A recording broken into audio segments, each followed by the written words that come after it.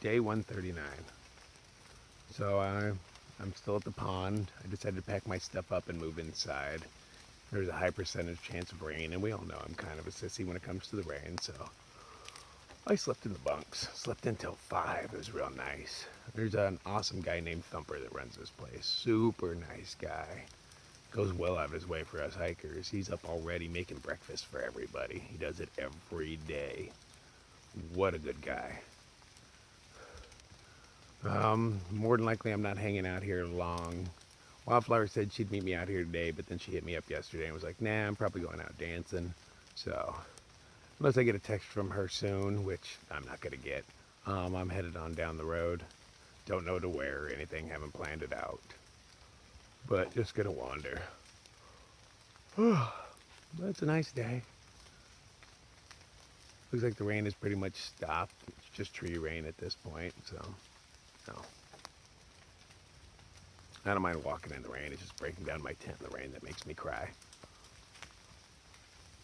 So let's go eat some breakfast. And actually, I'm making a big pot of coffee right now, waiting for breakfast to be served. I think it's a couple hours till breakfast is served. Normal people don't wake up at these times, evidently. Weirdos. So, let's drink some coffee and wait for some pancakes. Sounds like a good day to me.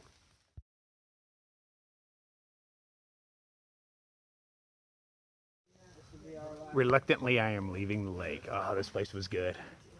Those pancakes were freaking awesome. Good way to start my day. Gonna keep it into high teens, low 20s today. Not pushing myself too hard. I am not in a hurry to get there. Well, let's get going. We have another lake here. Too bad I don't have time for a swim. It's a little chilly in the day for that. In another couple hours, that thing would totally be welcome, but I'm willing to bet there's no lakes by then. Today is a day for those little orange salamanders. We've already counted 37 of them on the trail in the first maybe 5 miles. They are freaking everywhere. Weird enough, I see a lot of smashed things on the trail. Millipedes, even butterflies, pretty much everything, but I've never seen a flattened one of those guys. They're just lucky, I guess. There's a lot of foot traffic here, especially with all the Sobos nowadays. I wonder how they escape.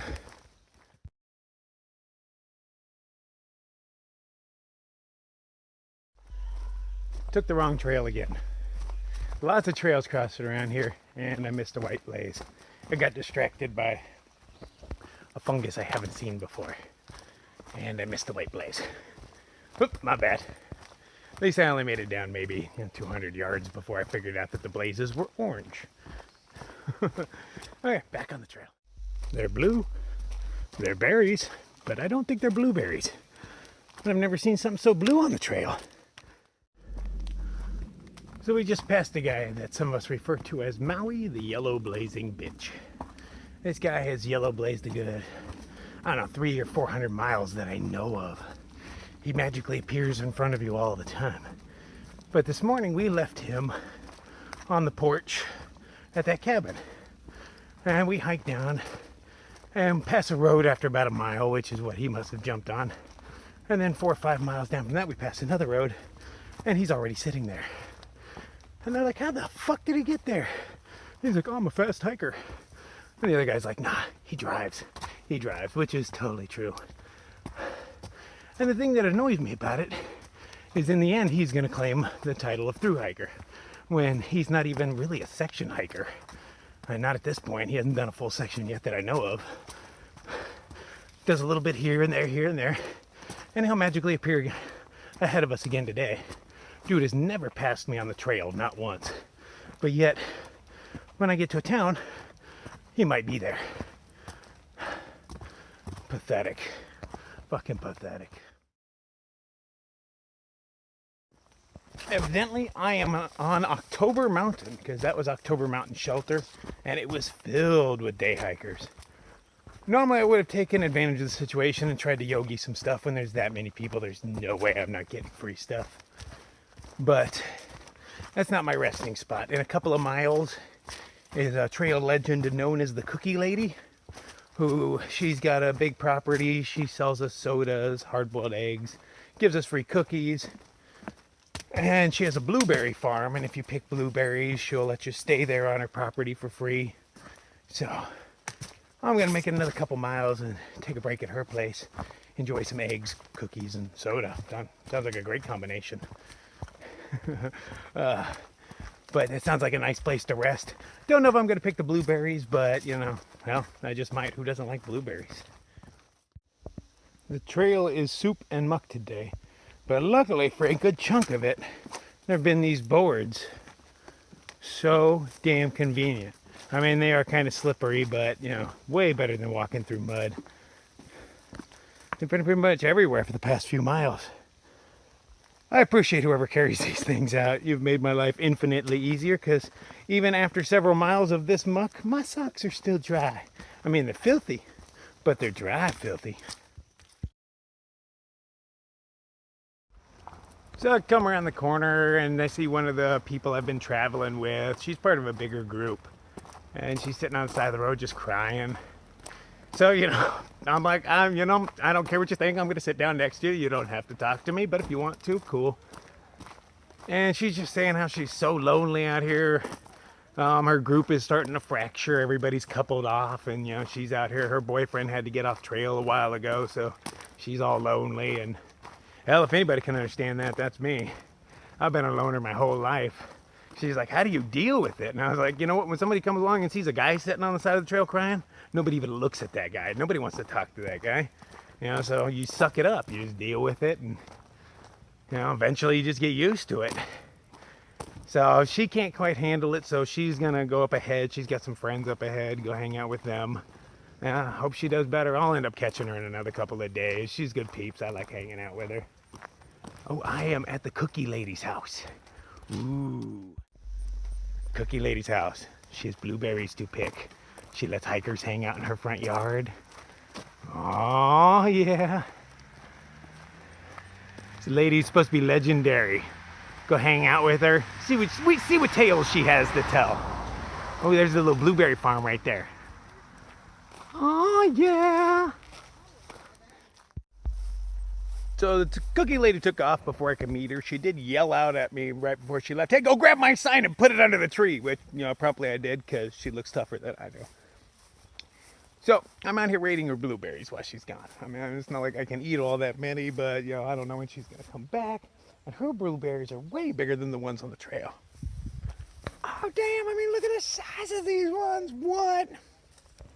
So, yeah, I'm going to munch on a few of her blueberries. I mean, I did a small chore. I kind of earned them. Pretty sure she won't mind, but I'm kind of intimidated of her already, so I'm going to sneak around and do it. So Cookie Lady's was a bust. You know, she never did show back up, got sick of waiting. But I met a dude he was at the cabin I was at last night as well, named Root Beer. He and I are going to travel to a little town called Dalton that's supposed to be around on the trail, 9 little miles from here. And I'm going to check about getting a room together. Cut the price, maybe run into another person or two I know, hopefully, to cut the price even more. All I need is Wi-Fi and a shower. That's all I'm looking for. Well, I wouldn't mind washing my clothes, but, you know, I'm getting kind of used to it. As long as they stay dry, they don't feel disgusting once you warm them up. Putting them on, they do feel a little gross. You know, they're stiff. If that's even the word for it, they're a little beyond. But once you warm them up and work them in, you can't really tell the difference. But when they get wet, yeah, it gets bad. Even you can smell your own feet.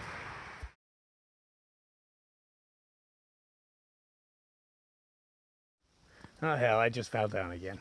There's all these boards.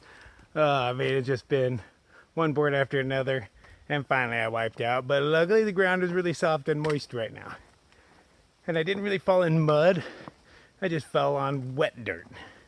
So like I'm a little moist now, but I am not muddy, so I'll take that as a win. Guess I gotta walk a little slower than I was. Pay a little more attention. It's easy to zone out though right now. The only sound is my voice, my feet, and the wind. It's one of those eerie days, no birds, no bugs. I mean, I kind of like the no bugs thing. Although, you know, a nice fat caterpillar or something would be nice. Something to take a picture of. But a whole lot of nothing. So it's easy to get lost in thought. and fall down. All right, that's the last time I fall down. I think that's number 5 or 6. I'm not even sure. But, you know, we're keeping it under 10. And hey, I hear we do like 5 million-ish steps. That's not half bad. Especially if I didn't hurt anything. That's the important part. Because, you know, one slip could end this trip. Totally could. Scary thought, but it's a reality. All right, off to Dalton. I was told by the last hiker that I passed that it's supposed to start raining in a few hours. And I'm also a few hours away from Dalton. I wonder what's going to happen first. Either way, I'm not too worried about it because I'm already soaked and I'm filthy.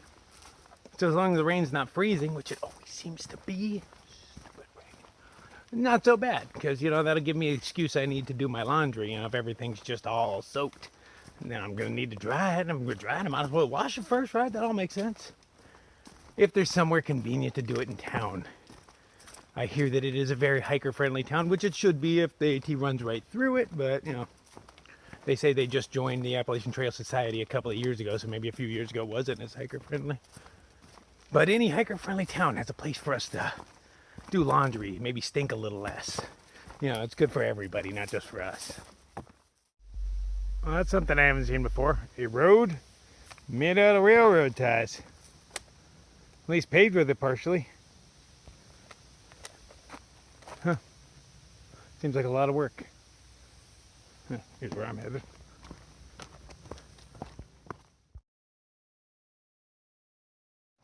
I'm only 2 miles away. I can hear traffic. From my view, I can't see a cloud in the sky. There's still sun shining. Not too worried about rain. I hear there's free showers and whatnot in Dalton, so yeah, that's pretty cool. The lady didn't know if there was a laundromat or not. Guess she doesn't use those. Hopefully there's one at the hotel. That is the most convenient. I hate having to walk with my clothes all the way somewhere and wait. Yeah, it's just so low class. It's even lower than I am. I understand a lot of us have to do it, you know, but still, it's not my scene. Although they do have video games and pinball in there sometimes, and that is mildly entertaining. When's the last time you played pinball? For me, it was like 2 laundries ago. You know, I haven't done my laundry since New York. Yeah, I don't even really feel that gross. I'm just doing it because I know I should. I have embraced this shit, huh? No way I would have let that go before. I mean, you can wear a pair of pants 3 or 4 times, but, you know, socks once, shirt once. Not anymore. I'm a cartoon character. I don't change clothes at all. Day in, day out, same outfit. Except on special occasions, you know, like going into town.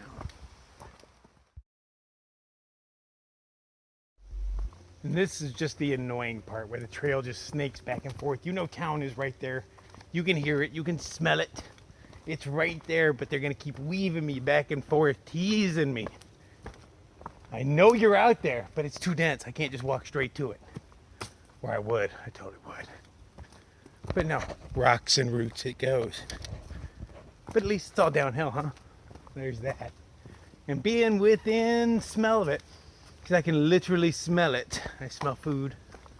Or kind of greasy fast food is what I smell. I can't smell anything distinctive, but there's a fast food joint around here somewhere. Or I'm imagining it. One of the two. Almost there though, almost. I can hear a lawnmower, so I know I'm close. On pretty much every town I've come into, I can hear a lawnmower right before I get there. I don't know if people are just always mowing their lawns in these towns, maybe because it rains all the time, I don't know. But damn near every town I've come into, that's the sign of, hey, you're almost there, is you can hear a lawnmower. Not 5 minutes later, I arrive in the lovely town. I have no idea where I'm going in this town, but it looks so small that I'm pretty sure I can find my way around. Guess I'm just gonna keep following the AT, which leads straight down this road. Because what else would I do? Find some food. Okay, so me and Root Beer got to the room. You know, it's your average room, but this is our TV. There's no mother friggin' TV in here. None. Not that we really wanted to watch TV, but the fact that there's a little stand, but no TV. The fuck kind of hotel room. Yeah, that's some ridiculous shit right there. Where we econo launch? Thumbs down on you guys, man.